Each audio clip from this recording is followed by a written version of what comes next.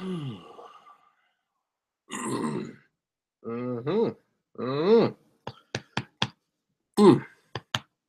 Hi. Welcome. Okay, so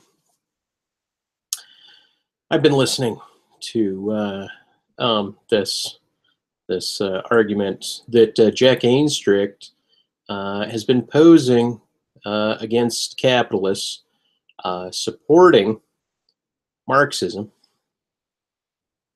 and he's been in two debates where he upholds Marxism, and I've hung out with some Marxists, and I almost thought that perhaps Nadia Chambers, in theory, would have performed lesser. Plus, argumentative tactics would have been done differently with Nadia than with Jack. Jack takes on a very systematic approach to his argumentation now. And anyway, I was listening to this most recent debate, and I got to applaud Jack for as far as debates are concerned, he really held his ground. And then he went into descriptions, detailed descriptions representing what he believes Marx is saying about the labor theory of value. He's gone into great depths about the labor theory of value, and it seems a bit problematic to me. It seemed a bit problematic. Not just the argument itself, the sustaining the argument, but Jack's methodology of arguing came into question. Anyway, yeah, it's so weird because the labor theory of value, value coinciding with equilibrium prices, seems problematic on the surface, because Jack argued that equilibrium was a type of averaging and balancing, and in the course of his debate with this other gentleman, an Englishman, that says basically his ground is I suppose Austrian economics, where he argues a position that I wouldn't have argued, that value is subjective. But he wasn't prepared for Jack's overarching approach towards the argument itself, and I've been engaged with Jack for some time in arguments, so I even think I may have influenced him to some degree. A little bit more antagonistic, but I'm not going to take credit for anything. Jack's Jack. Jack has his henchmen, so to speak. Anyway, so the idea that the other gentleman made the claim that the Marx's labor theory of value was wrong was was taken by Jack to say, well, then you either have to show that why it was wrong, self-contradictory or ad hoc or other elements that suggest that the theory itself is wrong. And I think that the gentleman did not appropriately skin Jack's argument and Jack's positions. Although he did fine, he held the ground. I like that he in an end he kind of raised his hands with like, shit, not to use the word filibustered, but Jack kind of predominated over the position and kept him in check every step of the way, like a good chess player does. But at the same time, I can't imagine that Jack actually supports this as a human. He can say that he does, but like Marx, observing factory workers on the outside, Jack doesn't particularly work. He's inherited funds, and so he's observing things from a third party point of view, and so it's kind of interesting for him to first speak about Marx and unskilled labor versus skilled labor, and to watch the way Jack nuanced himself around this argument, conflating several things, I felt. Anyway, and so if you say, well, value coincides with equilibrium prices, and what determines the value is the average quantity of time to reproduce a good at a particular period of time and place, right? That kind of starts as Jack's definition as representative of Marx, right? And so the logical implication was to describe the laws of motion of the capitalist mode of production, right? So out of the gate, when these two argue, and I'll link the videos for you guys to watch, and perhaps you can listen to me in part and parcel with them. I'm not going to go point by point; it's multi-hour video. But anyway, so here we go. The labor theory of value is wrong in is the contention. The other gentleman said it's wrong. He didn't say that it was incomplete or whatnot. I'm putting forth the idea that it's wrong because it's superfluous. It's wrong because it's anachronistic, and it's ad hoc in its representation, meaning that the purpose of trying to re-implement an anachronistic description of value into the modern place is a type of self-form fitting. Like, that's its purpose, is to ignite a redescription of something that has to do with more of a general idea of how barter systems work, right? But the first criticism are certain conflations, and Jack's opponent, and I'm sorry that I didn't catch his name during all of this. I didn't catch his name, and not to be disrespectful. Anyway, the whole point, though, is that his opponent suggested and says, right, that it's wrong. And so Jack laid this down of, well, hey, that was your contention, and that's how I came into the debate, was that you did not prove that it was wrong, right? And he did not articulate how it could be wrong, right? Now, I'm not going to say that it's self-contradictory, because the theory itself is an overarching general description of labor, right? Labor as value, as a type of value within a marketplace, right? It's a general overarching description, and then from this, it predicts that capitalism will eventually unfold, right?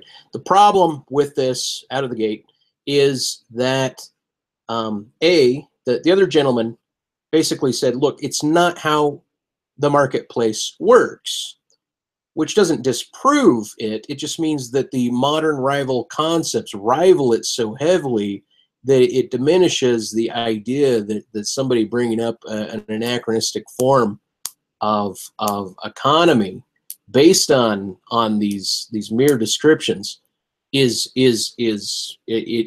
like a modern anachronism walking, right? It's like Newton and Einstein talking about quantum mechanics, relativity versus Newtonian mechanics, and the thing is the reason that we know that it's an okay description for general barter, but within this dialogue back and forth, the other gentleman brought up, they brought up brand names. First, they brought up like Rembrandt paintings, right? Then they brought up trade names, right? Like a certain shirt, a team shirt, right? And then the other gentleman mentioned Coca-Cola. And then Jack kept conflating trademarks with monopolies, right? Specific things, trying to once again renegotiate and ad hocly form fit the theory back into modern corporate identifications, as if Marx had a grip on modern claims of trademarks and certain things, right? But that still, in a way, it makes the argument superfluous right there, right? But the thing is that what makes it necessarily anachronistic and necessarily not entirely descriptive, meaning it has its descriptive power, but it's a subset of all possible descriptive powers of economies, right? So the theory is stating certain facts, right? And that's what's in contention. As far as its predictability, its predictive measure is that capitalism will fail. Well, I'll address that here in a bit. But anyway, first and foremost, the reason why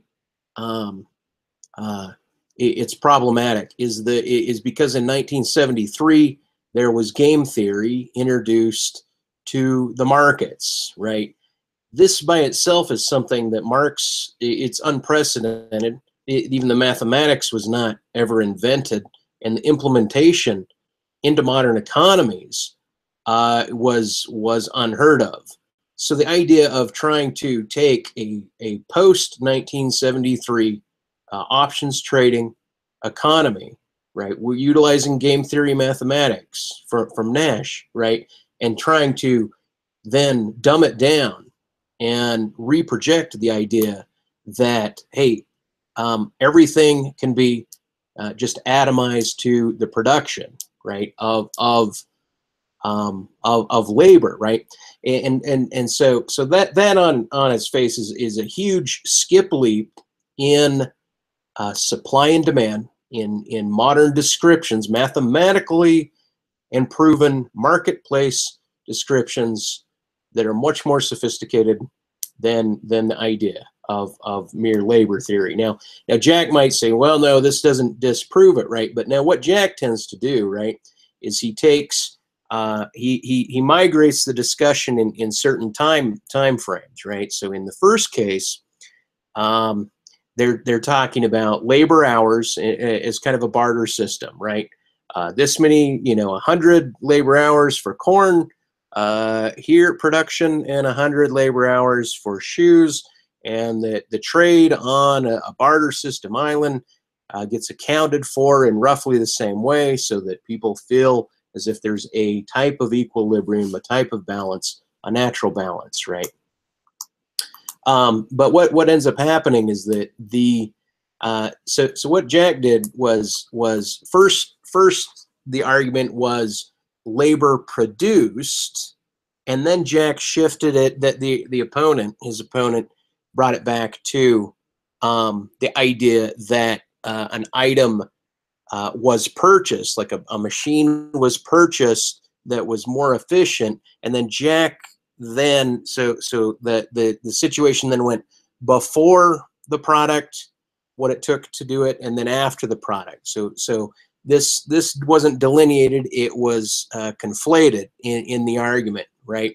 And so Jack just kind of migrated over time. The thing about the theory is, right, and the reason is that the reason it comes under fire, and the reason why I think is that it's superfluous, is because it's general, it's not specific, so it doesn't match the modern mathematics, and that it was migrational, meaning the time frames. First, the production of hours in one case, what are the costs of labor it takes to produce 10 shoes, right? And then the idea of, oh well, now we have a machine that produces this, and so the question of how many labor hours did it take to make this machine? The whole idea, you see, Jack reduced it. He said if the machine could produce, if the machine, how do you say it? Like if the machine could produce, 5 shoes. He didn't use this phrase exactly, but essentially, if the machine could produce 5 shoes, and then kind of replace the workers that make 5 shoes because it's more efficient. Then the discussion went on how many hours did it take to make the machinery, right, that made those 5 shoes. And so now he's backstepping and taking that value and then importing it. So he's moving the question back and forth. So it kind of allows the theory a certain like application to a specific situation, right? And so at first you're not certain whether or not, you know, Jack's going to address this, but the thing is Jack brought it down to 0, meaning he never, the idea that one could produce a machine for a cheaper cost that would also be more efficient, right?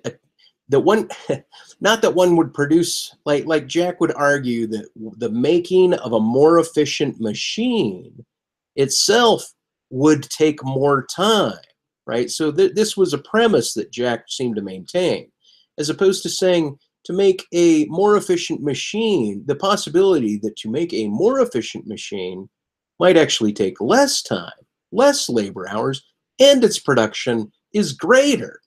Right, the inverse was never considered by Jack, not even once, not in this argument, not even once, right? So Jack only insisted that, well, in order to make a machine that would be as productive, it would take many more hours and more labor, right? So it was only an additive thing. It was never an inverse property, and this is why game theory is important, because inverses are applicable, meaning they're utilized in modern game theory. Sorry, my eyes are all over the place. My even my criticism is a tad bit all over the place. So let me see. Labor theory of value is wrong in its contention, yet in this debate, Jack holds the labor theory of value is overarching description of the motion of the capitalist mode of production, right? And his opponent is arguing about the definitions about value, which are held today, opposing the definitions of labor and value. Value of X, basically it was value versus description was their first conflict, right? Like Jack was maintaining this idea of what Marx's theory of value was. And then when Jack was brought to the wall, he excluded the word labor and he stepped harping on, well, what is his theory of value? And then when it was convenient for Jack Boyd introduced the word labor into discussion. But anyway, so the value of X versus the description of the capitalist mode of production, right?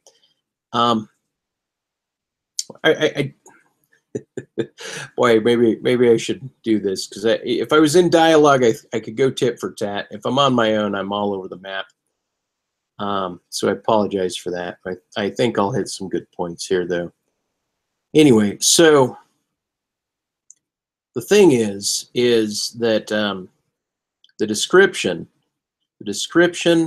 of value, the prediction of Marx is that capitalism will fail because it's, in a way, it's always playing catch up, right? Its equilibrium will always lower prices because the competition will lower prices. So even the idea that markets and sectors in the market will, in a way, feed and compete on one another will develop a volatility, right? Which game theory describes this volatility as a bear market, right? Which options trading coming, you can bet against the market, right? But it's the description that you're betting against is in fact the fall of an aspect of the market, right? And so the thing is, though, is that Jack conflated. First of all, he's calling equilibrium an average, right? An averaging. So first he starts, well, equilibrium is just this average. But an equilibrium is not equivalent to an average, right? An equilibrium is a balance, right?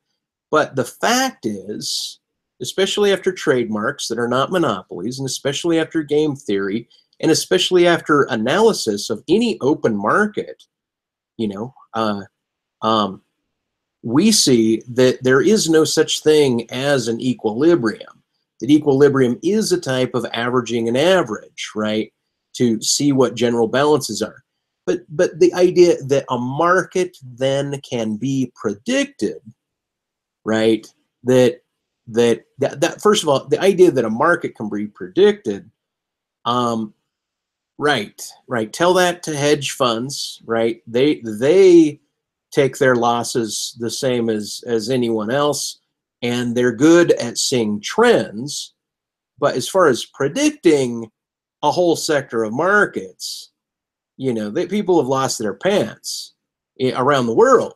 And so if Jack's saying that, well, Marx predicts that capitalism will fail, but modern game theory just describes greater attributes of the rise and fall of bear and bull markets, right, and the dimensions of what an average is. But my point is this, is that there's no such thing as a balance in the market, because it's a verb. When a market is open, it's in verbose form, right? A market rarely ever moves strictly horizontally, meaning it's never in equilibrium, right? So this is where Jack says, well, equilibrium is like an average. Okay, that's fine. But this is a naive description. This is what I meant by it. It's highly anachronistic. The other gentleman he wasn't arguing to, he didn't talk about volatility in the markets. He didn't talk about it, and Jack kept trying to utilize as first a static form of description to describe general forms of where value comes from, reducing it strictly to labor, and then arbitrarily to the time associated with labor, and then also arbitrarily not ever making a distinction between the idea of skilled and unskilled per se labor, but Jack just kind of injecting the word here, saying, well, it's unskilled, you know, because he's just reiterating Marx, right? And so, and then I know, like, if Jack was really brought to the wall, at one point, Jack is a representative of Marx, but because he's using this anachronistic approach to economy, he's inserting it as ad hoc, right? The purpose of Jack's argumentation and maintenance of Marxism has to do with, I think, his aesthetic love of the idea of where Marx was, which in itself was anachronistic. So the maintenance of it and the insertion of it is ad hoc. Jack, being a representative, he's going to claim that he's an expert on Marx. Since we don't have Marx here to defend Marx's theory, Jack's reading of Marx, you know, he's going at it as a debate. Anyway, the whole point, though, is everybody's an animal out here, and they're arguing. Jack did very well of holding the line and good representation. And so Jack was always looking for a direct conflict with the theory. What contradicts it, right? And he said, is any part of it ad hoc? Well, yeah, it is ad hoc because we show that it is anachronistic. Hence the anachronism, that the overall idea of it is fine. It does describe some things, although it's not predictive, right? His opponent said, look, and kept trying to say in a less than articulate way, look, there's no modern referent, right? There's no modern referent to capitalism failing, right? And then he even said, well, look, we're still alive today. Capitalism is still happening. And so he asked Jack, when is it going to happen, right? And Jack's like, hey, you know, Marx didn't say when it was going to happen. He's just predicting that'll happen. And I thought, oh, well, so if an asteroid blew up the Earth and we no longer had, you know, a few people escaped to the moon, Jack and this guy, Jack could look back and say, well, hey, look, capitalism is dead. Marx was right? Like it finally failed, hadn't, you know, and instead of saying it was the asteroid, you know, that ended it, capitalism, Jack could just attribute and say, well, Marx was right. Look, capitalism failed, right? And so this was kind of the absurdity that I felt was going on with Jack's argument here in general. So anyway, so there's micro arguments, right, about the insertion of machinery that could possibly be more efficient to create, that would be more efficient in its production, right, as opposed to harder to create, hence its production would be, you know, not, you wouldn't subtract that to the value of the product. Well, in all cases, you would subtract it because you're bringing in something that you paid for. But the idea that a previous machine, that the secondary, more advanced machine could have been produced more efficiently than the previous machine, that didn't even come up in the conversation. The idea of volatility in the market, the idea of questioning what equilibrium was and its separation away from averages, the idea of saying that equilibrium itself is something that is not referented in the real world. There's no referent to it. So the theory itself remains as a theory. It is correct. It's a nice theory. It has some touchdown points, has some descriptive points, but overall it's superfluous and it's not representative of a more advanced, more sophisticated paradigm of how economies work. I'm not going to say that supply and demand, or that value is strictly subjective, because we have objective measures of what people are buying, right? So we have an objective measure of what people are doing. To invert it and say that there's no objective measure and just default to subjective, I wouldn't go that far either, right? I think this was the problem here. And so I was trying to bridge these two guys together, these two guys together in my mind. What is the bridge, right? Where you have rival concepts, where the modern one has certainly overtaken the older one. But Jack was strictly looking for an exacted refutation, even though the guy held like, hey, look, it's wrong, but he couldn't speak as specifically as to why it was wrong. Just he knew that it was wrong. But anyway, so, and he kept saying, well, the real world, right? And so it was always interesting how Jack atomized everything to particulates. He talked about electricity, talked about machinery, talked about space, talked about the ground, talked about the labor.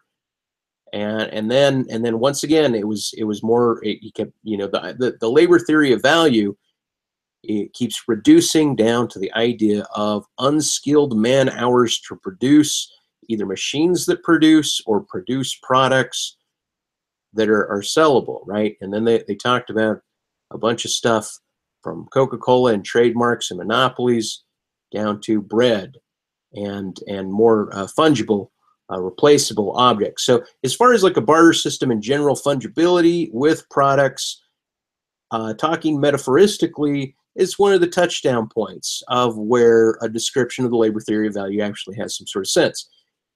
In all other cases, though, there are very few touchdown points that are referenced in the modern day. And I would push it back to Jack and say, Jack, show us in what case, right? Like even the idea that any corporation, like Coca-Cola versus Pepsi versus Fanta versus all these knockoff colas, right, that are not trademarked, that everything that has a corporate name is registered as its corporate name.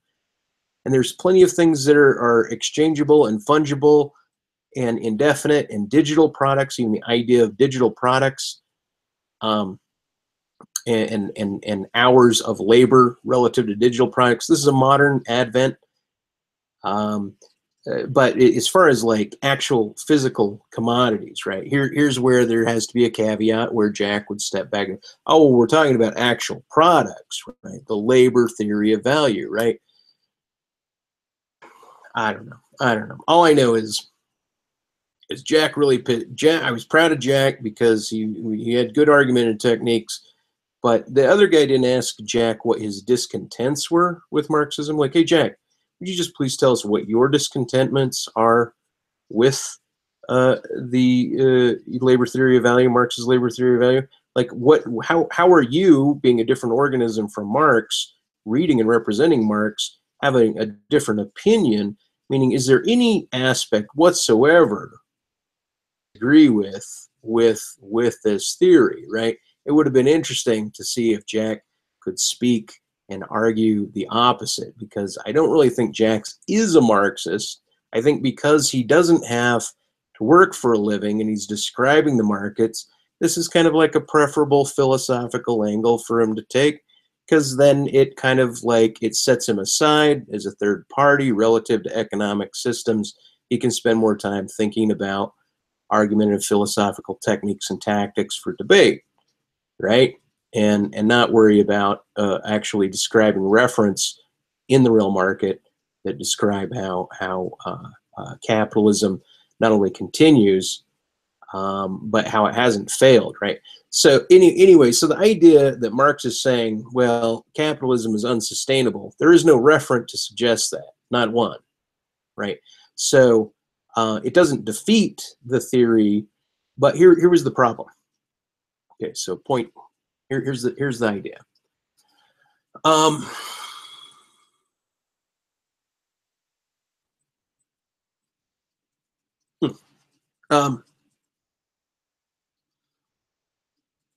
Yeah, don't want to skip right. Don't want to jump off the rails on this one. Okay.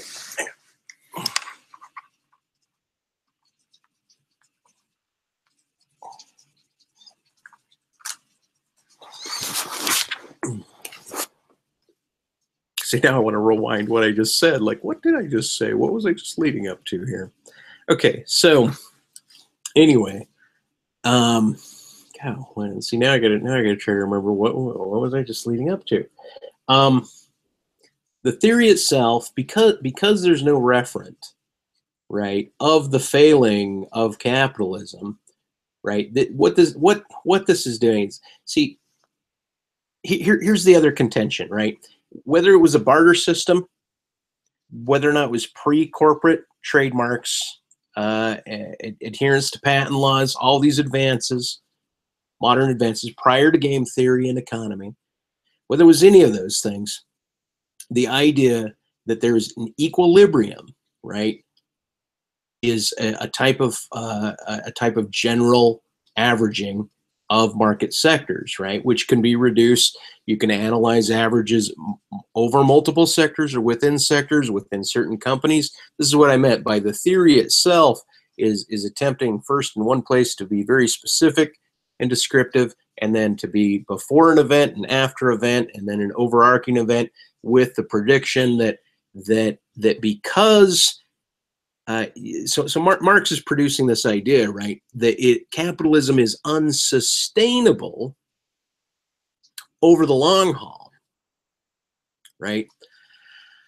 So that's the whole idea. But the thing is that whether or not it was a barter system, then in any cases you can apply an average anywhere you want.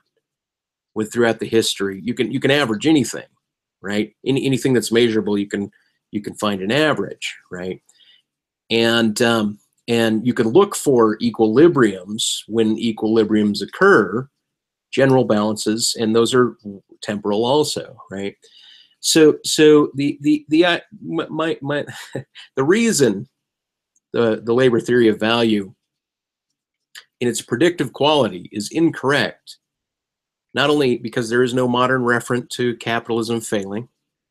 As a matter of fact, capitalism is dominating all the markets. It's echoed as a new system ascribed to, and a predominant system around the planet, right? It is the idea that an average could have been within any barter system between corn and shoes, between a first edition comic book or baseball card and a Rembrandt.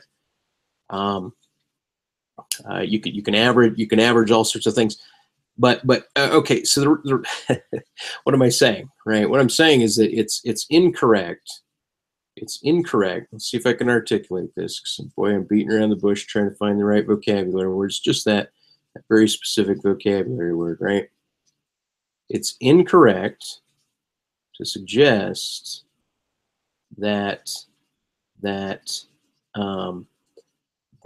averaging and finding equilibrium cannot be found in some manner, in some measure, throughout time. But the prediction that capitalism will fail because it is not, because its equilibrium is, and I'm paraphrasing, is too volatile to sustain itself, right? Which is essentially, I believe, what Marx's prediction is about capitalism as an overarching prediction from the labor theory of value, right? Is that it's unsustainable because it's not, because it hasn't removed the very concept of equilibrium. There, that's what I want to say. It's as if Marx had some ideality of some Platonic notion of things working systemically, that where the idea of measuring an equilibrium would be impossible. You would strictly have a sort of universal standardized growth with no volatility, right? So the idea of predicting that capitalism would fail because it would be unsustainable is based on the idea that the volatility that basically is antagonistic to equilibriums, I believe, would be so great that it would fall in on itself, right? That competing things would lower the value. It would eat upon itself. The innovation would not be constantly occurring. That people could not, make a profit without investing. The only idea that it's a unilateral approach, right? It's a one-sided approach that narrows everything down, and its predictive power is that capitalism will fail because it's not sustainable, because the equilibriums are not sustainable by definition. And so the reason, though, that Marxism is superfluous, it's anachronistic, and it's ad hoc, I think I've gone over all that, and that its predictive powers not only don't have a current referent, they haven't had a referent, that the theory itself will just remain as a general claim of the unsustainability of capitalism, and just, it'll just remain. So there's not a preference to maintain it. Like I said, if capitalism fails because the markets lower the value of products dramatically, and the labor is, the labor theory reduces things such that that there's no profitability, whether surplus or general profit. That the idea that profit is only based on surplus is kind of competes against the idea of trademarks, right? And this is the whole point. As soon as corporatism and trademarks, and then the value of trademarking came in, which has nothing to do with monopolies per se, even though Jack was conflating the two, right? And kept insisting that. And sorry, I'm all zigzaggy, right? And I'm like bouncing back and forth, back and forth, back and forth, trying to get this. And maybe I'll just have to rework the video and become very succinct. But my point, though, is that the Marxist labor theory of values prediction that overarch and try to describe the failure of capitalism, they don't have a referent. Everything's still going. They're less sophisticated. It's anachronistic. It doesn't take into account certain modern trademarks laws, game theory at all. And so that it remains as a general subset in the theory. The failure of capitalism may have nothing to do with how Marx's theory might describe the failure of capitalism. If capitalism does have a failure, it's not to say that it couldn't. It's just that there's no current referent for it. There's no predictability as to possibly when it would happen, but it's based on the assumption that, and pardon me if I got this wrong, clarify, that the equilibrium, once again, that the equilibrium, which doesn't actually occur anywhere in a real market, there is no real equilibrium. Because there is not equilibrium, then the capitalism will implode. There. Okay, so anyway, boy, I almost wish I could go more tat to tat here. Let's see. So anyway, market price versus market price about equilibrium of prices. Right? That was an initial contention. First, market price by itself versus market price about equilibrium of prices. And so you take that whole idea and then you say that's versus equilibrium prices, not value prices, right? So there was a conflation between equilibrium prices and value prices, right? So the thing is that anytime, Jack would say during the argument, like, hey, if somebody invents something for a while, they will have an advantage and that they can sell more and they have a greater, he'll default instead of saying profit, say based on surplus, right? But nevertheless, one company will have an advantage. And so during this particular time frame, we have an analysis of one company dominating over another. And so the other gentleman that he was arguing against said, well, this will help people compete, find another way to compete with that. And if they don't, these people will have this dominant price. Well, the labor theory of value in Jack's contention is that there will always be a competitor that will learn how to enter into the same market, right? Excluding the idea of monopolies, right? Saying even the laws against monopolies were introduced at different dates than Marx's theory was produced, right? So these are all advents that show the dated and anachronistic quality of Marx's theory. Anyway, so anyway, all I'm doing is saying here was a very specific case where a company is dominating, and then Jack then wants to take the time spread of the theory, and once again, this is what I meant by it's applicable here at first when you're describing a small micro study, and then in this case, Jack will say, yes, this one will dominate, but eventually there'll be competition in the marketplace that will drop the value. And they can talk about variables all they want, but the whole point is so before you dilate the time to a greater conception of time, you're only talking about this period of time where this company dominated the market. Coca-Cola, I guess, came out, and then Pepsi came out as a rival. So prior to Pepsi, there was no competition, right?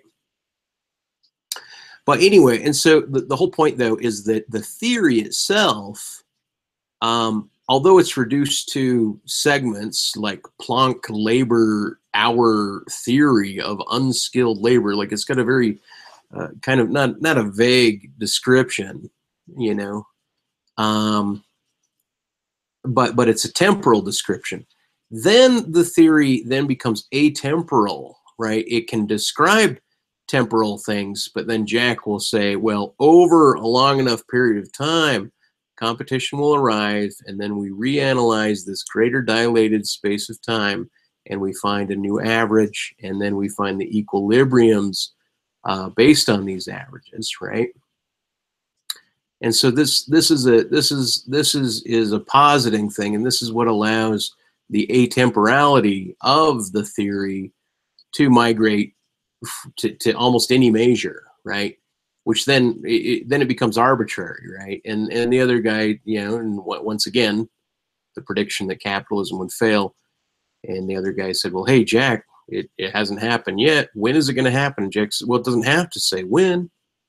right? Because it's atemporal now. It could be as far off in the future as whenever, right? It could be infinity minus one, right? Infinity minus one, and and as it approaches affinity, the theory still stands. And, you know, with the idea that capitalism could go on another 50 billion years, and the theory would still stand, because the theory by itself just predicts a fail of capitalism. But the whole idea, and I'm not super well versed in this, but it's the idea, once again, that equilibrium, that capitalism fails because equilibrium would not be sustained, and that somehow that the system of capitalism, not being representative of human labor value, would eventually collapse. But there are so many more variables in terms of production and type that one could get caught up in, and certainly they did. If you listen to the second half of this video I'll drop, it's kind of very pedantic in describing these very smaller aspects. Jack is trying to describe, well, this is about the machinery costs, you know, and this is about the electricity cost, and then trying to once again renegotiate the development of the machinery in terms of quantity, you know, making a quantity of what it took to produce the machinery, and then use that as a product in which the company had to purchase, which then would lower the value of the product because they were purchasing. And then the idea of, well, if there's expansion in the markets, then you lose money, right? There's never, in Jack's opinion, one could not have a surplus and spend, like you cannot spend and have the same, you know, you can't count an investment as a profit, right? Because if you didn't invest, then that remainder would have functioned as profit. So if overall profits were shrinking and then one put an investment in, you would still say, well, the investment subtracts from the overall surplus or profitability of the company. So I think, like, okay, this makes sense, right? That seems arguable. I don't have any contention with that. The idea, though, that one could not inject especially in the digital age, right? Inject a cheaper digital product that advanced, you know, as an investment, right? Like let's say that like the pooling of money, right? So that companies often have pooling, right, where it's not considered a profit. It's like a coefficient. It's like the extra leftovers, and we're not going to call it a profit. It's a type of surplus, but we're not going to call it a profit. And it at this point is not known whether or not it would be held, distributed throughout investors, employees, or whether or not it'd be used for reinvestments. It's an unknown pooling, right? It's a third party pooling. Anyway, so these pools of money that become surplus but are not considered as profit, that are like the undifferentiated cells, right? In modern corporate use, right? They oftentimes need to, you know, set up the bylines of, well, this is what we're going to do with this surplus, right? So even if the company is moving in a profitable way, here's this eddy on the side, which is this surplus that is undifferentiated as far as what will actually happen with it. One might even incorporate that or default that into another corporation altogether. And then the definitions, the minutiae of definitions, become fractious and problematic in terms of trying to atomize this, and once again try to force feed back down to the idea of a temporal notion of unskilled labor time to produce X product, right? This has little to do with modern applications of automation, digital applications where complete fungibility of products is infinite, seemingly infinite and ongoing, and then value then becomes it supersedes what all the programmers have put in, meaning that the profitability and the surplus of a digital product is not measurable. I mean, it'd be stupid to compare the skilled labor of something, that like if you took a pre-digital age skilled labor from 1970, generating calculators or something like that, you could have, well, this person we figured out, we don't have a machine, so we have these people like in factories putting together these calculators, right? And they've done all their costs and everything. And then what ends up happening is you compare that to okay, so there's 40 people putting in 100, or 80 hours a week. 40 people putting in 80 hours a week to produce 10,000 of these calculators, right? And then somehow say, well, we're gonna calculate the value of these calculators is necessarily relative to the 80-hour work week and the time these 40 put in to make these 10,000. And then what we're going to do is we're going to now compare that advent of that calculator's production to a modern digital programmer who programs calculators, or programs,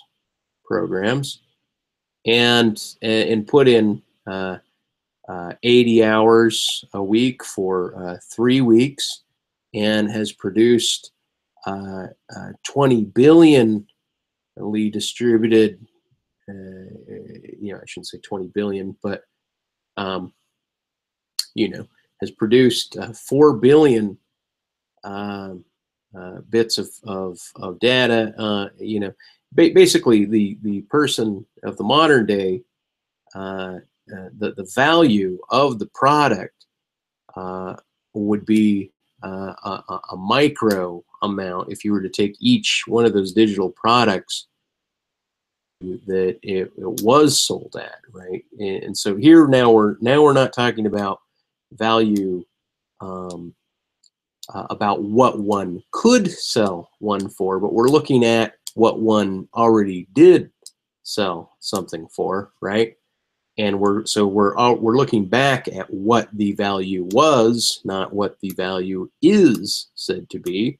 So, see, and Marx's labor theory is generally trying to talk about, once again, pre-digital, pre-game theory, pre these things, in such a manner as to compare labor hours then with labor hours now, where the obviously somebody that works 80 hours and produces 4 billion calculators, that the value that and the profitability has gone well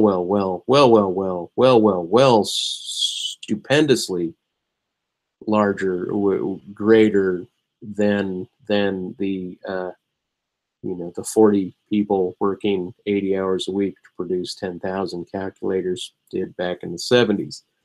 So the idea of of saying, well, we're gonna say that the value is reducible, once again reducible to labor is kind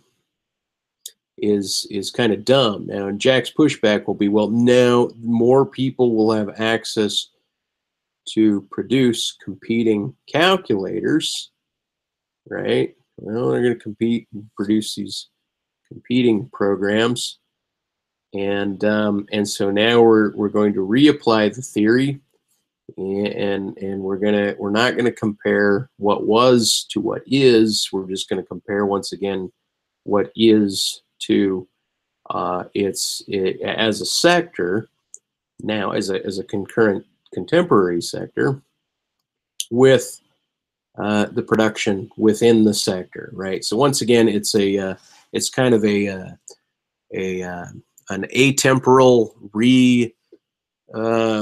configuring the definition of a sector, B, the definition of what a changing market might look like. And then so you can average a company that built computers or calculators from the 70s to the present,